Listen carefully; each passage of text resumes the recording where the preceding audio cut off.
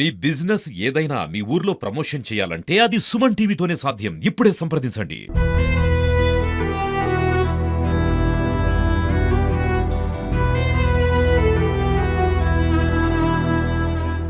నా పేరు జాలజ్యోతి అండి. నా భర్త ఎస్ఐ జాల మహేందర్.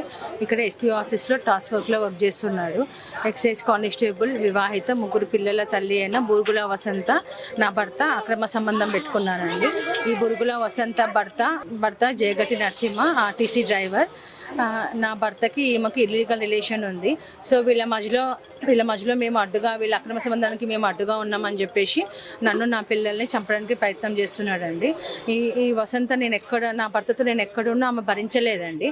నేను ఎక్కడున్నా అక్కడ నైట్ టైం అయినా వచ్చేసి నన్ను కొట్టి నా భర్తను తీసుకెళ్ళిపోతుంది. ఈమె టార్చర్ భరించలేక నా భర్త కూడా మొత్తం ఇక ఆమెతోనే ఉండిపోతున్నాడు. మమ్మల్ని పట్టించుకోవట్లేడు. ఆమె ఏం చెప్తే అది వినాల్సిందే నా భర్త. ఇప్పుడు ఆమెకి లోన్లు తీసి బ్యాంక్ షూరిటీ పెట్టి 3 అంతస్తుల ఇల్లు కట్టించాడండి ఔషాపూర్లో. ఇప్పుడు నన్ను చాలాసార్లు బెదిరించారు, చంపేస్తామని చెప్పేసి. నా భర్త కామారెడ్డి బీబీపేటలో ఉన్నప్పుడు రివాల్వర్తో నన్ను బెదిరించాడండి, చంపేస్తా అని. ఈమె హాలియా నుంచి కామారెడ్డికి కూడా అక్కడ వరకు వచ్చేది, నా గుండాలను తీసుకొచ్చి బెదిరించేది. అక్కడ ఇక అసలు నా భర్త నాతో ఉండనివ్వట్లేదు. నాతో ఉండనివ్వట్లేదు. ఆమెకే సొంతం కావాలంటే ఆమె భరించలేకపోతుంది. ఆయనతోనే ఉంటా అంటుంది. నాతో ఉండనిస్తలేదు. నా భర్తని చంపడానికి ప్రయత్నాలు చేస్తుంది. ప్రాపర్టీ మొత్తం ఆమె రాయించేసుకుంది. వీళ్ళ అక్రమ సంబంధానికి నేను, నా పిల్లలు అడ్డున్నామని చెప్పేసి మమ్మల్ని చంపడానికి ప్రయత్నిస్తున్నారు.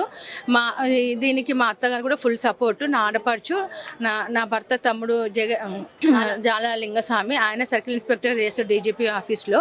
ఆయన వీళ్ళకి ఫుల్ సపోర్ట్ ఇస్తున్నాడు.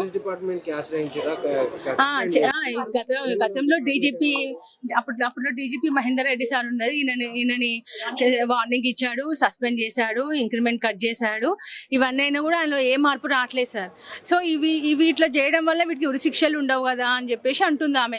దునియా వెళ్తుంది, ఉరి శిక్షలు ఉండవు అని ఆమె బురుగుల వసంత ఇట్లా ధైర్యంగా చేసేసింది సార్. వీటికైతే ఉరి శిక్షలు ఉండవు, ఎంత అయినా చేయొచ్చు, నన్ను మానసికంగా ఎంతైనా కృంగదీయొచ్చు అని చెప్తుంది. చంపేస్తారంట. చంపకపోతే మేము చావకపోతే వాళ్ళే చంపేస్తారంట. విడాకులు ఇచ్చేయని టార్చర్ చేస్తున్నారు. కలవడానికి మెర్సీ కిల్లింగ్ పర్మిషన్ వాళ్ళ చేతిలో తెచ్చిన దానికంటే మెర్సీ కిల్లింగ్ పర్మిషన్ ఇస్తే నా అవయవాలు ఎవరికైనా దానం ఇవ్వండి. వాళ్ళ చేతిలో చావడం నాకు ఇష్టం లేదు. ఎలా వాళ్ళు చంపేస్తారు సార్, చంపేస్తారు.